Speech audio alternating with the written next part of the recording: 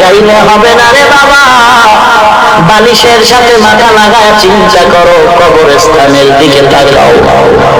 একই পাতিলার ভাত খাও রে বুড়া, ও বুড়া গো, একই পাতিলে খানা পাকানো হয়, তুমিও খাও, তোমার ছেলে খায়, তোমার মেয়ে খায়, তোমার বিবি খায়, এই একই খানা খাইয়া তোমার শরীর দুর্বল, সন্তানের শরীর বড় সবল।